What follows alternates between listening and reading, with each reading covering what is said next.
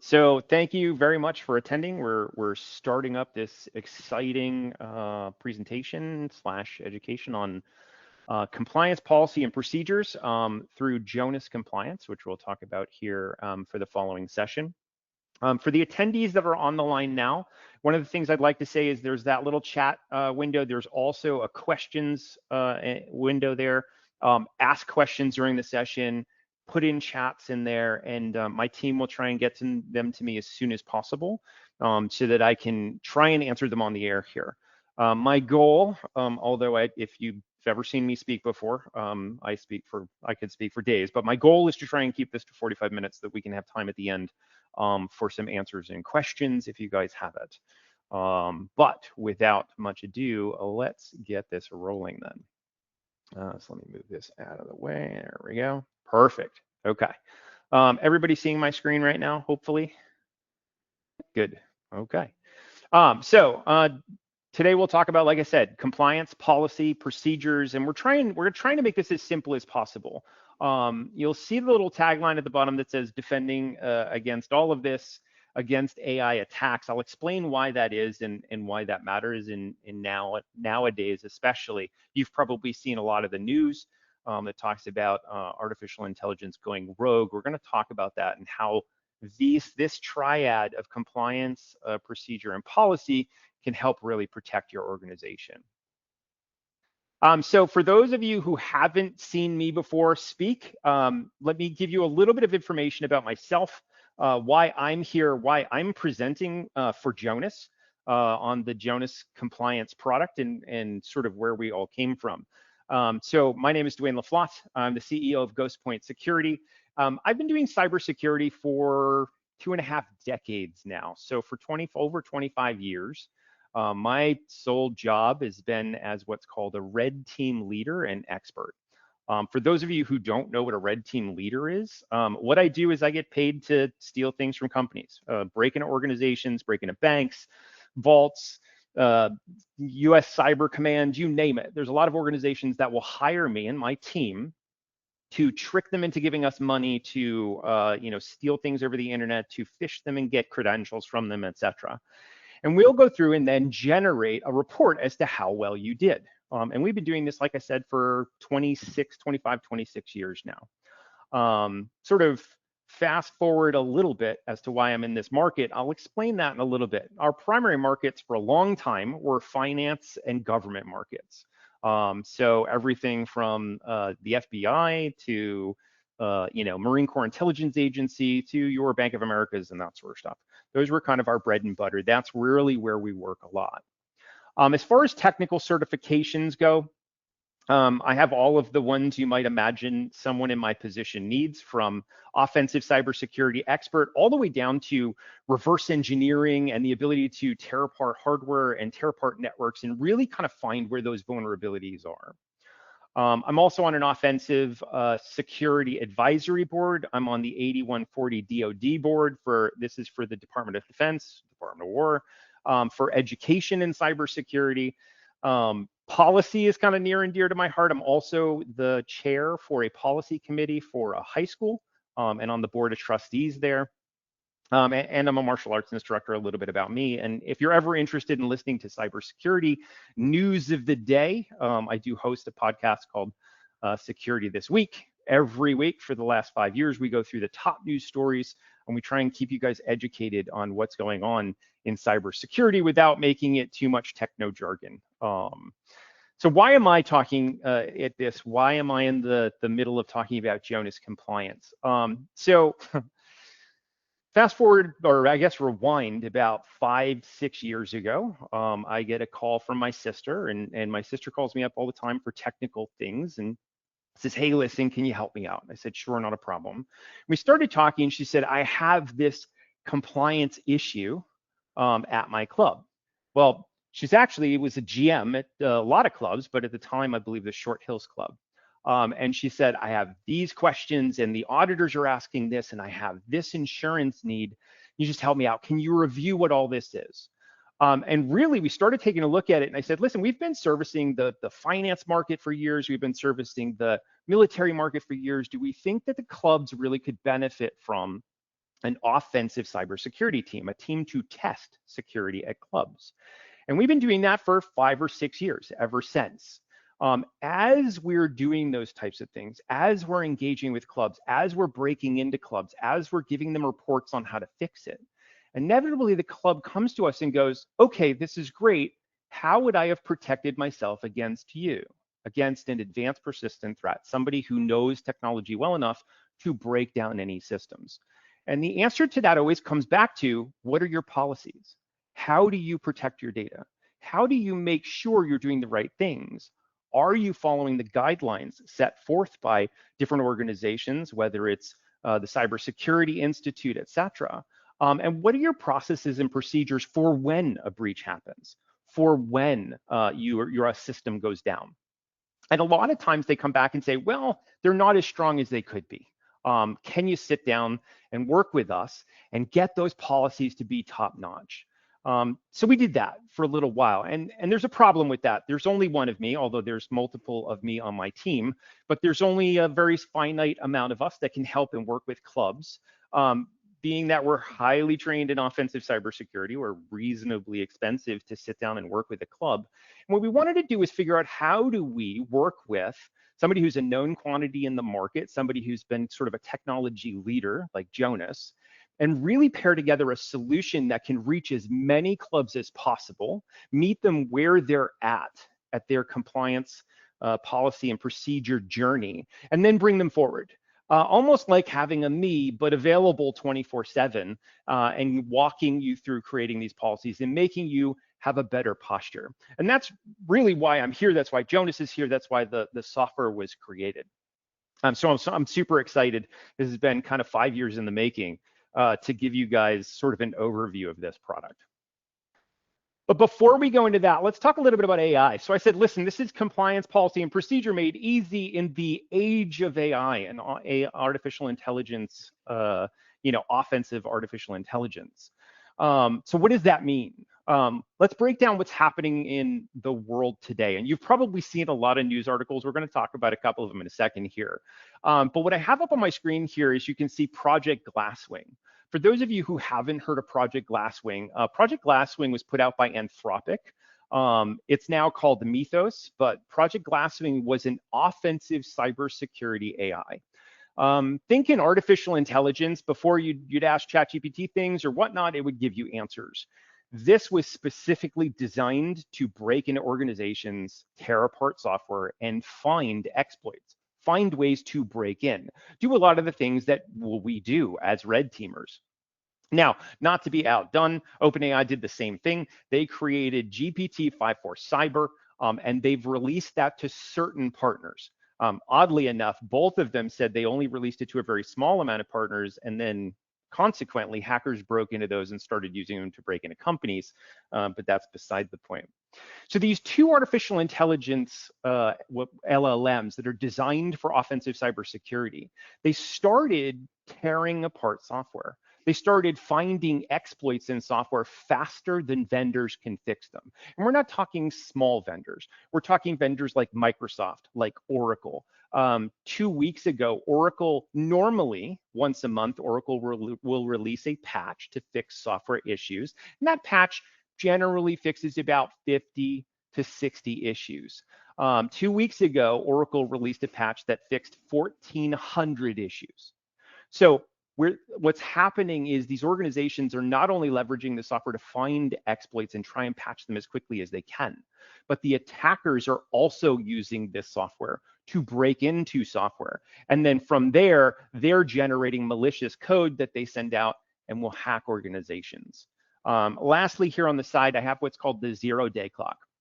How quickly did it take for me to break a piece of software? Let's say in the past, a customer came to me, let's say it was Bank of America, and they said, hey, what we really want to do is have you manipulate Microsoft Word and get it to steal data from us. And I'd say, okay, not a problem. And it would usually take me about a month for me to get Word to do that. And then Microsoft would generally fix it. You can see that timeline there. In 2021, it would take about a year to create an exploit on a piece of software. 2025, 1 month. 2026, just the beginning of this year, it takes 1 week. Up until about a month or two ago, it takes a day. And then from there on out, we're projecting it's going to take about an hour to a minute. So at this point, you have almost instant access, and attackers have instant access to the ability to break into your software and steal whatever they want, no matter how good the vendor is. So that's why compliance policy and procedure is so important.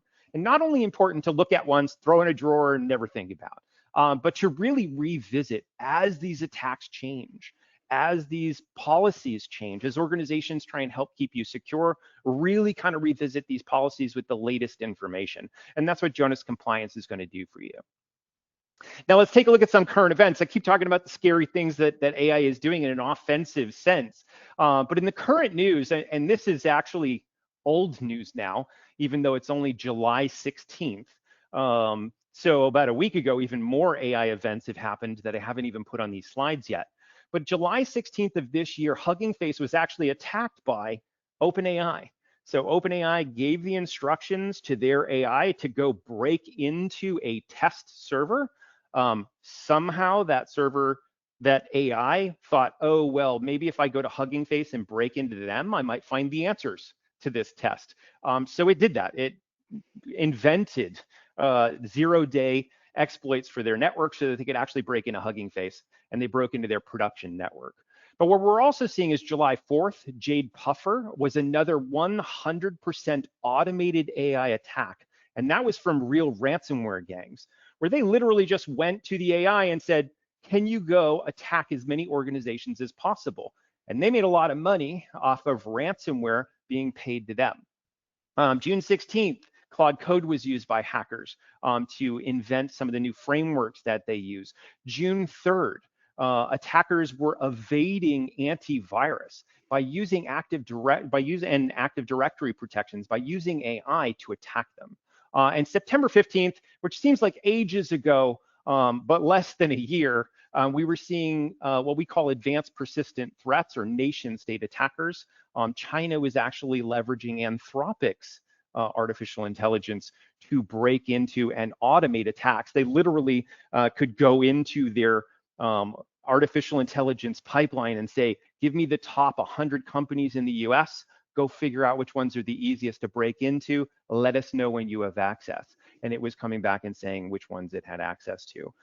So we're starting to see these attacks not at just the nation state level and large organization, Fortune 500, but what we're noticing is because they can use AI as a force multiplier to attack as many things as possible, everything that's connected to the internet at this point is a potential target that can be used against you. So that being said, we said, okay, cool, let's take a step back. As much as I would love cloning to be a thing, I actually do have an identical twin, but even the two of us can't visit every single club and every single small to medium business. We said, how do we leverage the technology that's out there as a force multiplier to really move the needle, to really help every one of these organizations that we've been working with for the last 5 years get better at what they're doing, make sure that they're following the right compliance, make sure that as the latest guidance comes down, they're doing the things that they should be doing. And that was the invention of Jonas Compliance. Jonas Compliance is really a single pane of glass for your all of your compliance needs, from policy setting to procedures, from what do we want to do to how do we do it, to what are we actually following for certain regulations. Are we being safe with credit card data? Are we being safe with our member data?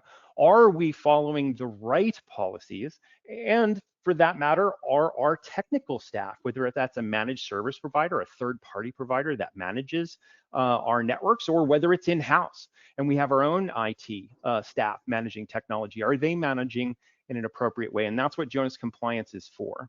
It's literally built on standards and built by cybersecurity experts.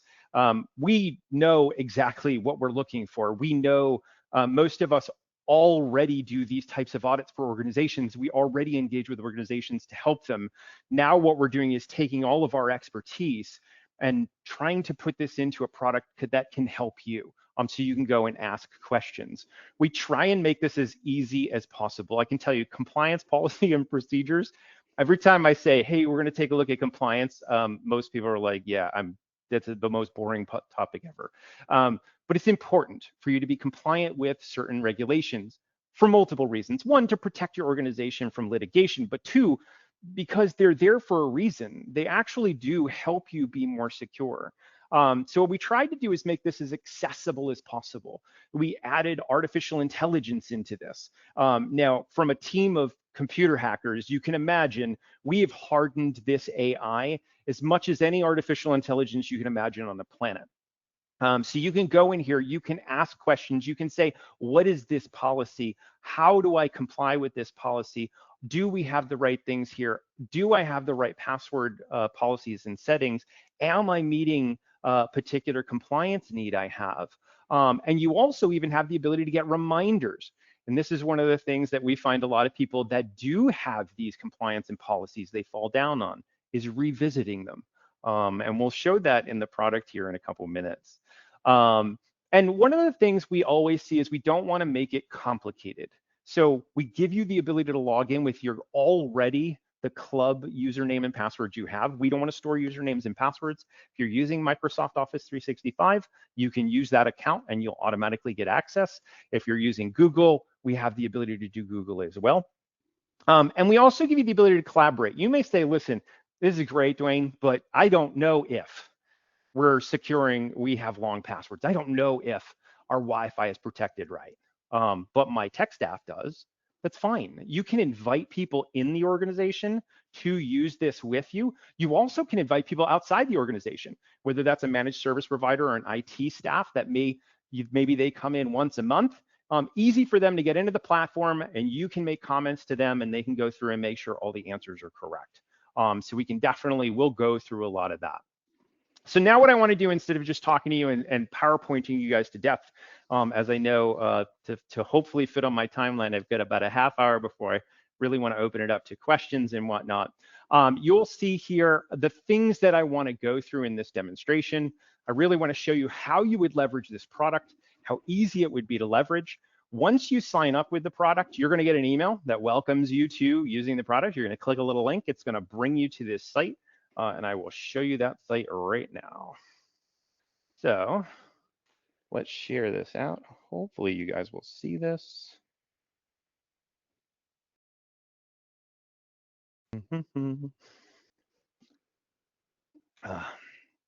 It's getting there. The internet's slow today. All right. Hopefully you guys can see this. Let me know if you guys can see this site. Yep, you're good, Duane. Awesome. Looks amazing. So once you go to Jonas Compliance's website, once you get a license to this product, you're going to come to the website. You're going to see this very similar screen where it says, hey, you got to log in. Now, for me, I know at Ghost Point Security, we use Microsoft as our back end. I'm using Microsoft Office. We have our own Entra ID. We're using Microsoft. So I'm just going to say, yeah, let's leverage Microsoft. Now, when I click on that, it's automatically signing me into the product using my small business username and password. I didn't have to type anything in here. It's not another place that if it ever got breached, although I can tell you, since the product has been created, there's been 40 code reviews and multiple pen tests done on this. This is probably the most secure application, at least I've ever seen. But if I take a look here, let's take a look at our, our profile. You can see the organization I work for, the industry I'm in, but what you'll be presented with is a wizard. And the wizard is first thing is just to get to know your organization. So the first thing I want to do is pick what type of organization I am. And you'll see here I have country clubs, golf clubs, tennis clubs, racket clubs, you name it. I also just have generic small business. Let's say you came to this webinar because it was posted on LinkedIn and you're not a country club. That's fine. These compliance policies and procedures that are in here, a lot of them, because they're pulled from standards, really do apply to almost any organization on the planet. But giving the ability for you to pick your type of organization really does allow us to narrow down those policies and make it very specific for you. So I'm going to say I'm a country club. How many users? Users is interesting. The reason we ask you for the number of users is because it really does give us an understanding of the size and breadth of the implementation that you may need for, let's say, disaster recovery. So if we get hit with ransomware and we want to recover, maybe you have a different solution if it's 1 to 2 users versus 300 or 400 users. I'm going to leave mine at 11 to 50 users. That's generally about the size of the clubs that we typically see. Now, the other thing we need to know, what's specific about your organization may or may not need certain types of compliance. So do you accept credit card payments? You may say, well, we do, but we do that through our POS system, and that's Jonas. So at that point, Jonas is accepting those. But you may say, well, no, actually, at at the pool, we'll just run somebody's credit card. Okay, well, that's fine. Maybe you are accepting credit cards, and maybe you do need to be compliant with what's called PCI DSS, which we'll talk about here shortly. So I'm going to say yes, I do receive credit cards. Do we handle health information? I may say no, but maybe you run a kids camp and that kids camp has allergy information about the kids. And maybe you're like, you know what, maybe we should protect this data in a way that's going to be compliant. Do you have customers from the EU? That might be members, that might be guests of members.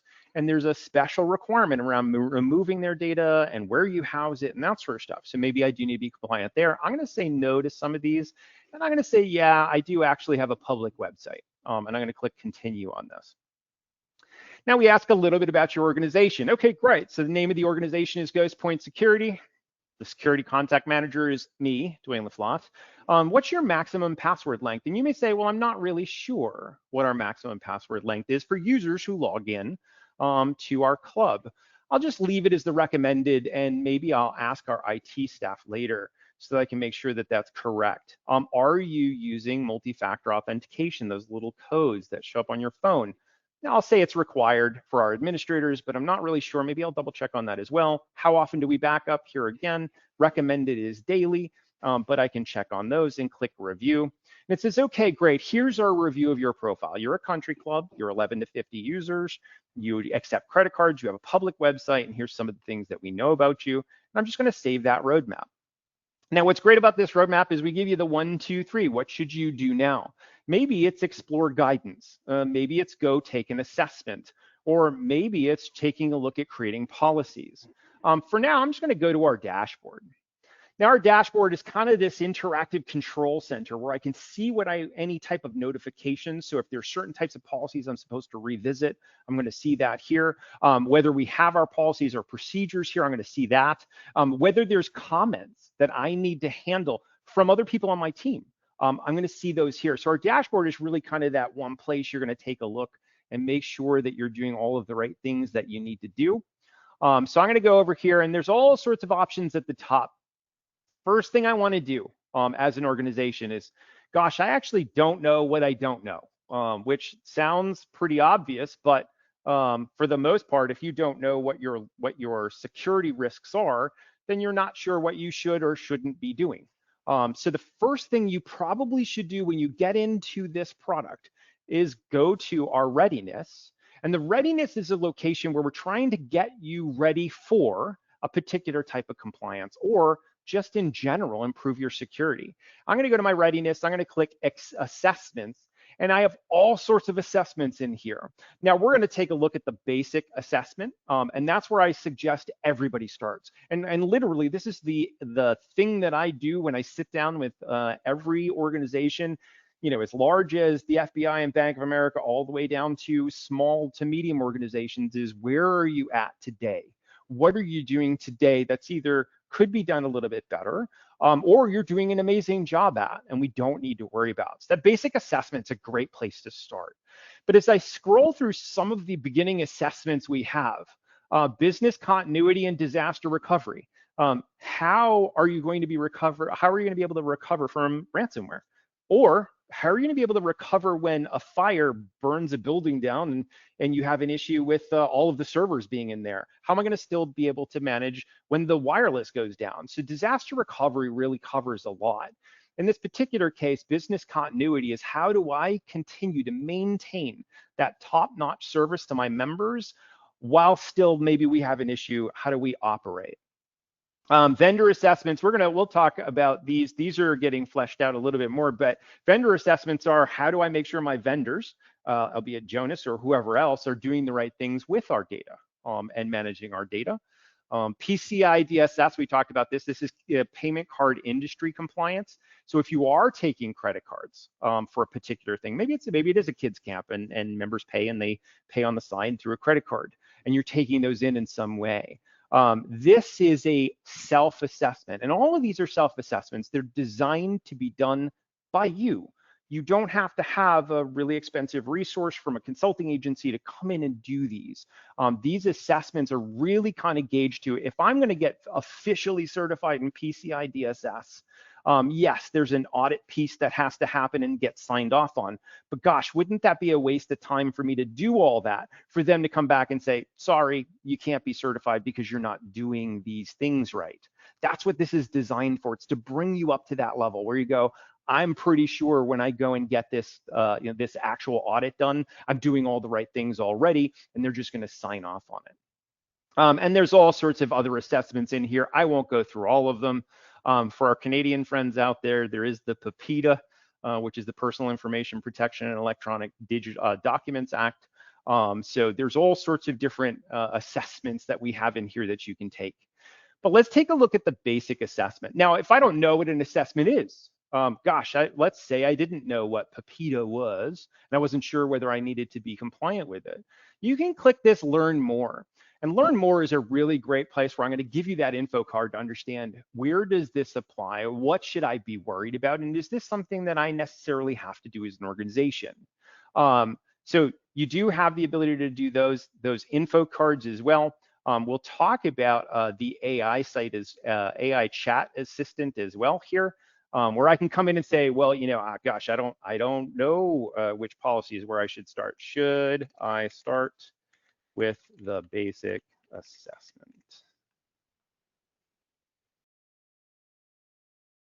And it's going to go through and it's going to say, yes, you know what, the basic assessment is probably a great place to start. Yeah, start with the basic assessment.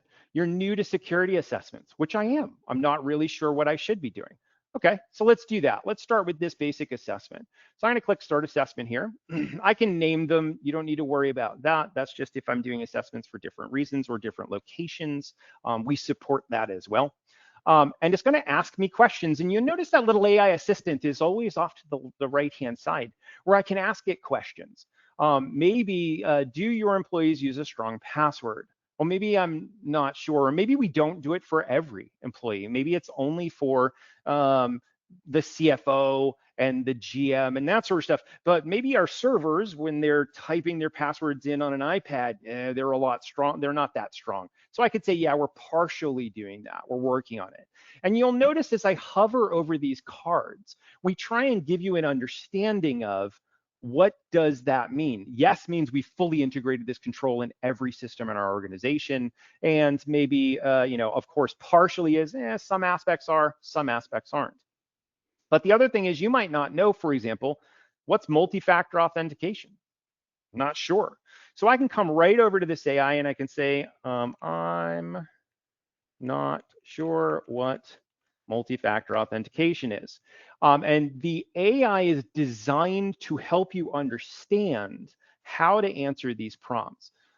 Multi-factor authentication means you're using two or more ways to provide who you really are. So you either use that phone with the tiny little app that has the numbers rotating. It could be a text message to you. It could be an email. Okay, so if I'm using my username and password, that's one method.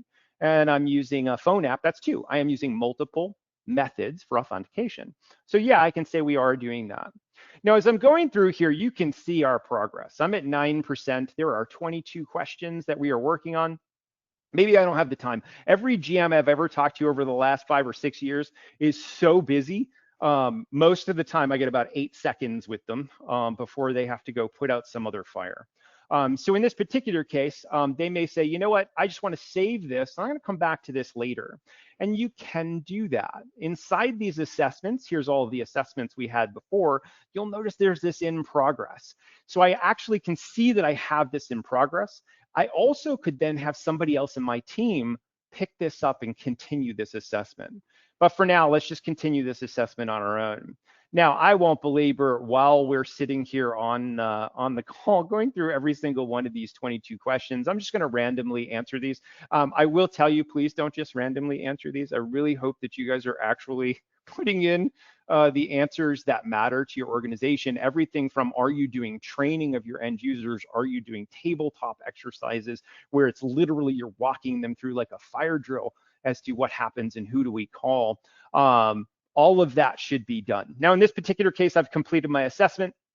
One of the things we'll do is we're going to break this down to see how you did. And notice I didn't say how well you did. What we really want to know is where you're at. And if you get a 40, that's fine. It's understanding where you are and where you need to go in the future. And there's a lot of really great things you might be able to do there.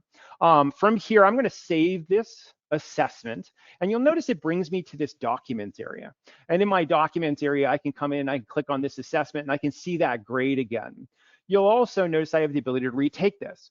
What we're hoping is not that everybody gets 100%, although I would love if everybody got 100% on these assessments the first time they took them. I've been doing this for 26 years. Not an organization on this planet, including the FBI and US Cyber Command, have ever gotten 100% on this in the first go. It just doesn't happen. There are always little things you could do better. So over time, we're hoping you're going to retake this assessment as you add controls, as you add more security to the environment. You're going to retake this, and you're going to see your trend line over time, and you're going to have a list of things that you could work on. If I take a look at, let's say, for example, access controls. I didn't do so well on access controls. I got a 67. I'm going to click on access controls here. We will tell you what your answers were that were in the access controls area. We asked you, do your employees use strong passwords? You said sometimes, partially. That's not great. Maybe we do need to visit that. Do you promptly remove, disable accounts when somebody leaves? And we see this with seasonal organizations all the time. Get a bunch of help in the summer, they all leave. What do we do with their accounts? How do we offboard them? Maybe we don't delete their accounts. So that's why I said partially. Sometimes we do, sometimes we don't. Sometimes I leave those servers, their usernames and passwords in our system so that next year when they come back in the summer, I don't have to set them up again. Well, the problem with that is now that's a risk point. So we give you some recommendations here. Now, if I click on download this PDF, of course, you're going to want to be able to take a look at this report, but that PDF also has a lot of detail. So if I take a look here, I can see that B grade, I got that 75. I can go through and see all of the different control areas that we had talked about, whether it's access control, data protection, security updates, etc. But the thing I want to draw your eye to in this report is this is exactly the things that we would tell you to do if you hired us to sit down and talk to you. We'd say critical is access control. What you need to immediately do, like today, is you should enable multi-factor authentication on all your business accounts. You said you do it partially. It really has to be everywhere. What you should do today is change all the default passwords you have and maybe even leverage a password manager. These are things that are just what we call basic blocking and tackling of cyber hygiene. You really need to do these. But not only that, we give you a 30 to 90 day plan just for access control. What do we do over the next 30 to 90 days? What do we do to make sure that we are running better the next time we take this assessment? And we not only do that with access controls, we're going to do it with everything. All of the answers that you put in here, we're going to try and make sure that you're always moving forward. You're always meeting all of the latest regulations. So over time, as these recommendations change, as AI starts changing the way it attacks, these assessments are going to evolve and they're going to keep you running hopefully faster than other small to medium organizations, so you can make sure that you're secure. Now, one of the other things I'd like to show you here is not only can I come in here and I can send this to third parties and I can download it and I can do all that stuff, but let's take a look at some of the other places that we have inside of this product. So in my dashboard now, I tell you how you did. You can see I have that 75 and I can retake that assessment if I want to. I'm not going to retake it right now, but by all means, as you guys are going through this, you can retake the assessments and see how they are. At the end of this, I'll actually give you a link on where you can go and take your own basic security assessment and understand where you're at. But one of the other things in a compliance sense, let's say we've taken a look at compliance from everything from PPIDA to PCI DSS to whatever it is, and we have our recommendations. One of the things we're also going to need is policies. Policies give me the ability to understand what we should be doing as an organization, not how to do it, that's process, but what we should be doing. So when I click on policies here, you'll see I have a policy builder, and as I go through this, I have all different types of policies. Now I'll highlight some of the ones that we see people ask us the most for. So I'm going to deselect all the ones that are shown here, and they keep going and going and going, and I can even show more. We hide some of the ones that we don't think apply to your industry, but you, by all means, could come in and say, you know what, Duane, AI and machine learning, that does apply to me. I want that. And that's fine. You can always come in here and check those. But let's say, for example, you want remote work. I have users, my CFO loves to go home and VPN in and do work. How do we do that? How do we make sure as an organization we're supporting that properly? Maybe the other thing that I want here is I don't know, a password policy. Gosh, I saw that recommendation in the basic assessment that said our passwords should be of a certain length. Let's do that. Let's get that password policy in here as well. So I'm just going to scroll all the way to the bottom. I've already clicked on those. I'm going to click generate. You'll see a little bit here that just says, hey, listen, we're going to follow these different regulations, and I'm going to generate those policies. Now you'll see I have two brand new policies built right into the product. So I have a password policy, as well as I have a remote work from home policy. Well, this is great. Let's take a look at the password policy. I can come in here and I can edit it. Maybe this password policy doesn't meet my need. Maybe I want it a little bit stronger. Maybe I want to be reminded every 6 months that we should revisit this. I can do that. I can say, you know, let's do every 60 days or quarterly. Send me an email saying we haven't looked at our password policy. We really should look at it. A lot of these might be annually, and that's fine. Our default is annual. As I scroll down in this report, I can actually change whatever I want inside this policy. So I can say, you know what, the maximum length of passwords, 10 characters, I don't think that's enough. I'm going to put 13 characters in here. That's our policy. You may say, Duane, I already have a policy on this. That's perfect. I'll get to what you do with those in a minute. But those are as simple as dragging and dropping on the site, and we will then ingest them into our policy engine and create the right policies for you. I can click check for conflicts. This is going to say, hey, did you just change something that really made us weaker, not stronger? As well as I can just click save here. I also even have the ability to add comments. And this is a great place for me to work with my team. Maybe, for example, Jared Laflotte here. He's my guy who knows all how to set these things. I don't. And I say, hey, can we support 13 character passwords? And what'll happen when I post this comment is Jared's dashboard would have just popped up and said, hey, Duane's asking a question. Jared would also get an email saying, hey, in Jonas Compliance, there's a question for you to take a look at. So this is one way for us to work with teams, not only just internally, but also whether we're working with a third party or a managed service provider. I'm going to click save here. What you notice here, and this is very important in policy, is the fact that in policies, I now see there is a new version of this that's in review. I haven't approved it yet because we're not sure. We haven't finished or finalized this policy. If I come in and click yes, I'm going to approve this. I'm not going to wait for Jared. Jared, I'm sure, can figure this out. I'm going to approve this policy. When I say OK, it gives me the ability to change what version of the policy this is. It was 1.0. Now I'm going to say it's 1.1. Maybe it's a minor change. It was just longer passwords, not a big deal. You do see there's one open comment here. So we really do want to close out some of those comments. So I can say, yeah, this is a minor version, that's okay. And when I do that, you'll notice over here, not only are there two versions, and we do keep track of all those versions and who approved them. So you can go back historically and say, hey, who made this change? But I also have the ability in here to say, let's ask questions about this particular policy. And if I scroll down, I'll notice that change is right here. And what that change actually applies to. This is the NIST SP 863B policy. You don't need to worry about that. You just need to know that there are industry standards that are helping you here and helping us guide you where to go. Now, The other thing I might say is we have this remote work policy, and this is about people going home and working for us. Okay, well, how do I comply with this policy? I might ask my AI document assistant, and the document assistant is now focused on this policy. So if I say, I don't know, we have a new employee and they want to work from home. How do we, well, let's just say, what should we do?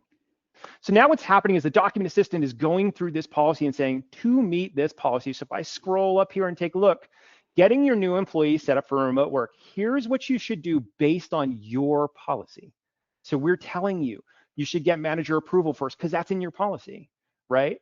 You should get their device set up because it can't be their own device. It has to be a company-owned device, and that's in our policy here. So really, this AI document system, I can just come in and ask it questions, and it will then tell me, based on our policies, how do I meet those needs? So that's part of the policy system. Like I said, versioning in here, comments in here through the organization. I can download these if I want to. Lots of times you do have to keep these policies, of course, as a hard copy as well, so that you can have it in a binder. But the great thing about this is sitting up in the cloud. So you'll have access to it whether you're at your site, at the club, at the company, or whether you're at home. You'll still have access to these policies and be able to look at them. One of the other things I pointed out here was reminders, but you also have the ability to then set things like notification settings. Do I want to get an email on whether I get mentioned, or policy updates and that sort of stuff? So this is individual. I can set this per user. And I also have my organization here. Well, you'll notice here I actually have a dashboard item that popped up with a little red 1. Let me click on that and see what's going on. I see there's an unread mention in here. Yep, Jared asked on the remote work policy we were just editing. Jared just asked, is this in scope, right? This is scope, right? Absolutely. So I could go in here and I could make another comment on there, and we could go back and forth and we could work together. For now, I'm going to ignore Jared's comment here, and I'm just going to go back and we're going to take a look at organizations. But that's how you might work with somebody remotely who would then ask questions about those policies. As I go into my organization, you'll notice here there's all sorts of neat things, like I can see how many members I have. We can obviously change our industry, etc. I might want to brand all my reports. I can do that by just dragging and dropping my logo right here on this little cloud icon, and it will change the colors of my reports. Or maybe I just want the logo. Let me do that and just upload the logo. I think that looks nice. I have this logo right up in the upper left-hand corner. Looks kind of sharp. I can now just save that branding, and we can apply that branding to all of our documents. But that being said, before we go down that particular path, one of the other things I want to show you, aside from policies, aside from our compliance, is guidance. We get a lot of question around guidance. What should I do? What should I be doing to make sure that I am compliant? I am doing the right things with my organization. This is a very popular one, and this is really kind of, we try and meet you where you are. Do you want beginner level advice, just sort of simple things so that you're following in the right direction, all the way down to really complex, really kind of deep answers. So in this particular case, I'm interested in AI security. Everybody's been asking me this. Hey, Duane, can I just put random stuff in ChatGPT? The answer is no, but maybe it'd be nice to have a little bit of guidance around this. So I'm going to click on this and say, okay, let's do the simple guidance. Tell me a little bit about this. All right, there's a lot of AI tools out there, Claude, ChatGPT, etc. Yes, yes. You need to be worried about your data leaking. Okay, got it.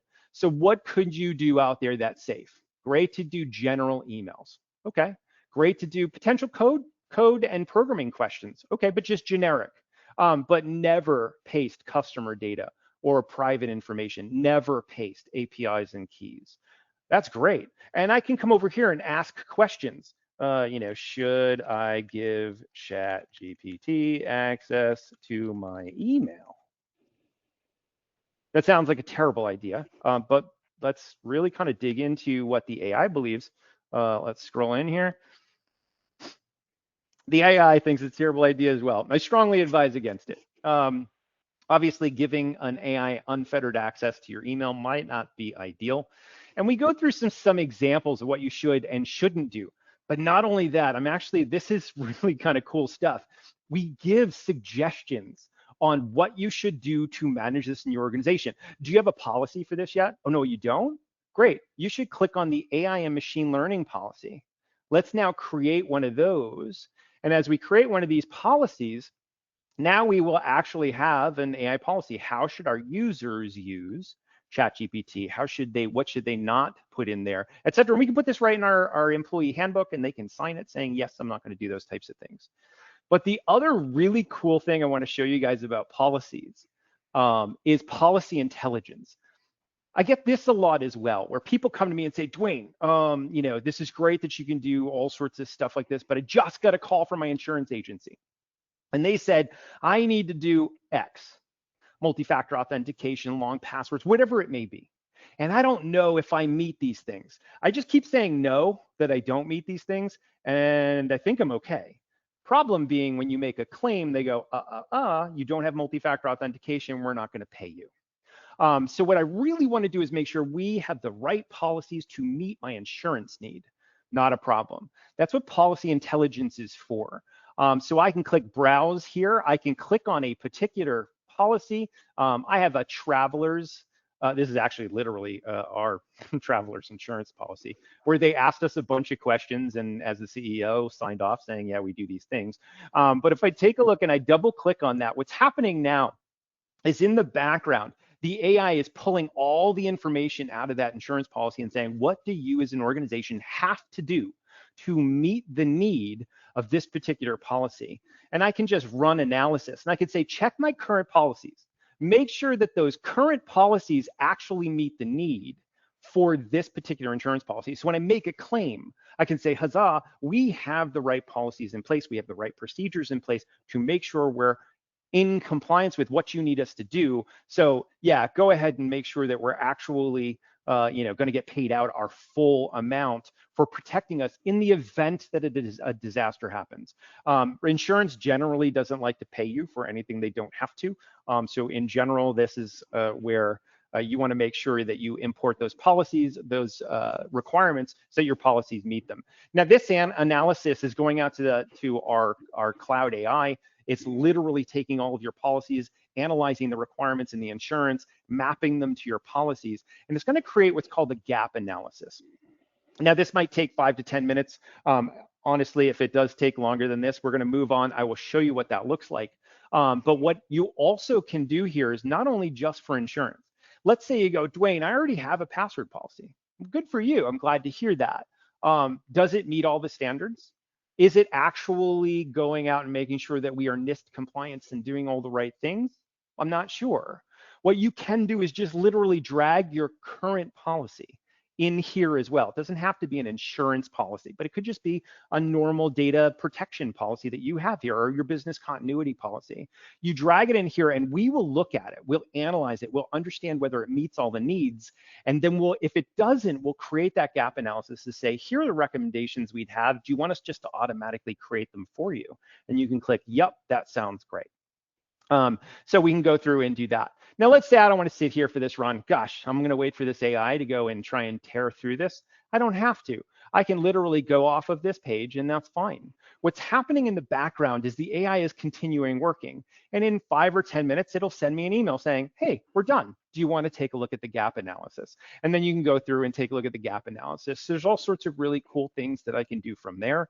I also do have, just so I can show you kind of what that will look like, I do have some recent runs. I can actually see it's in progress, but let's take a look at one of the older times I did an analysis. So in this case, it said, hey, listen, there's all sorts of gaps you have. You're not meeting your need from insurance. You don't have a vendor management policy. Your work from home policy needs to have some added sections. And you can scroll down and see what those sections are. I can see them right here as to what sections need to be added. All I need to do is click this update and create all, and it will go create all of the different policies I need that will specifically meet this particular policy, which is actually honestly really, really kind of cool. That being said, so we'll take a look at builders, readiness. I think we've gone through all of the different sections here, and we'll start to see some policies come in here as well. So let's go back to let me go back to our slide PowerPoint here. Hopefully there are some questions about the product and what it supports and what it can do. But let me take a look at this. All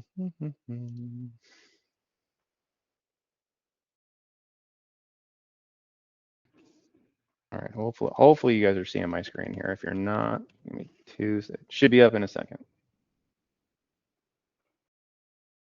There we go.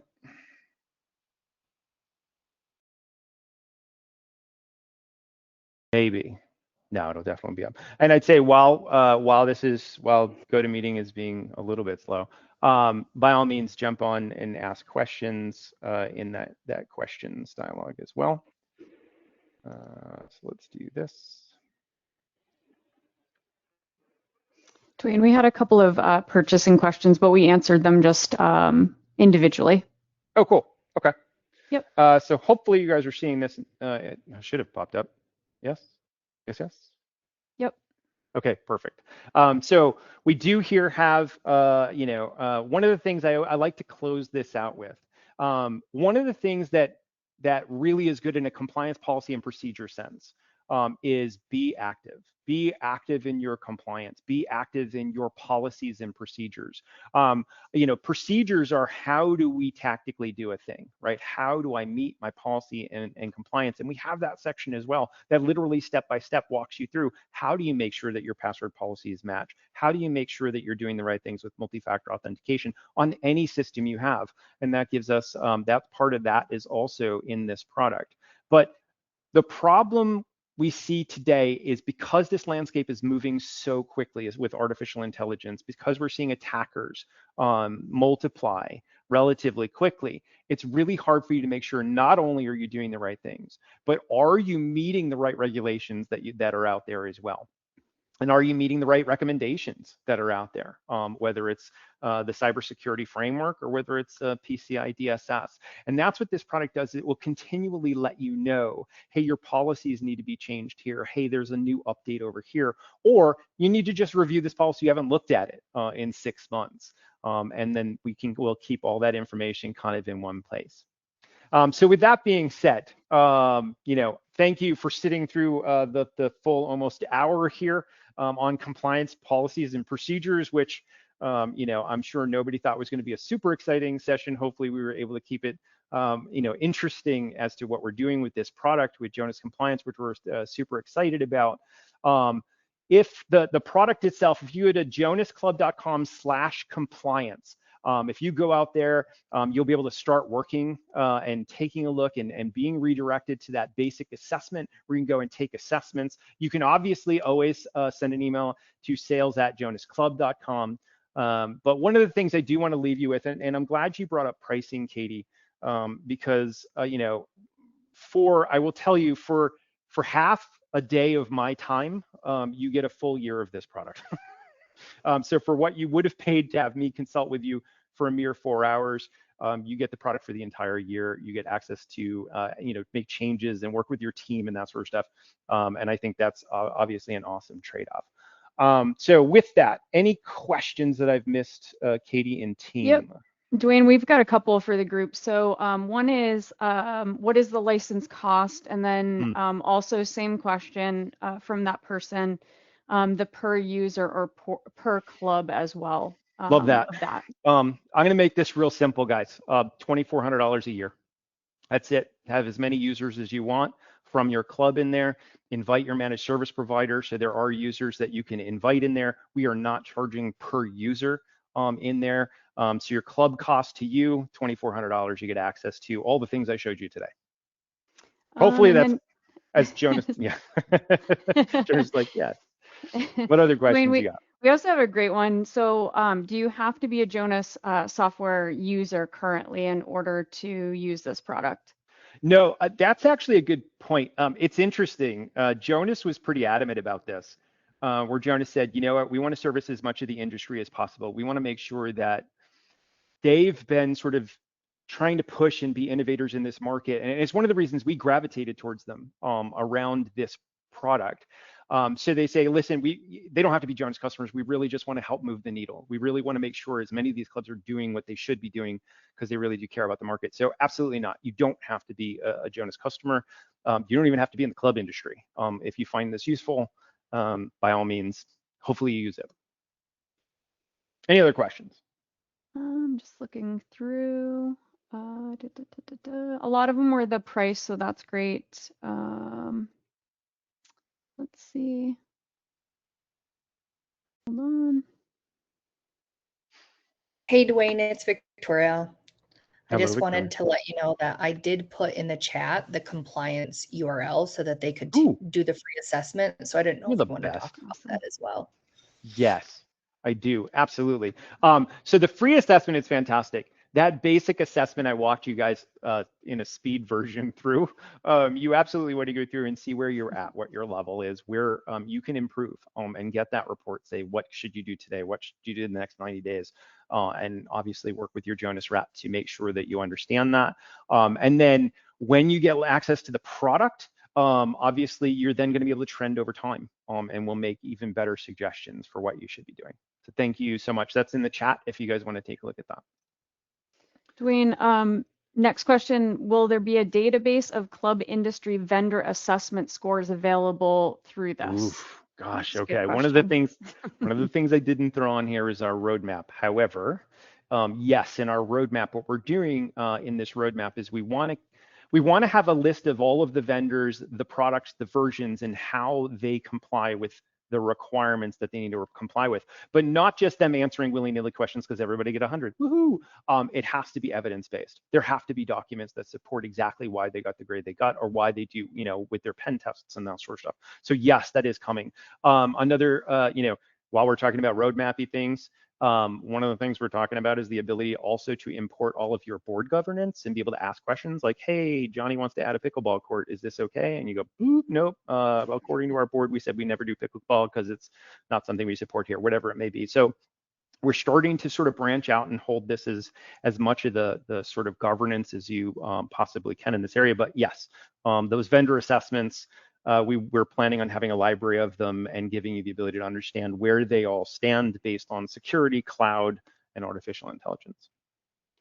Duane, we have a couple more. So is the platform fully adaptable to Canadian compliance standards?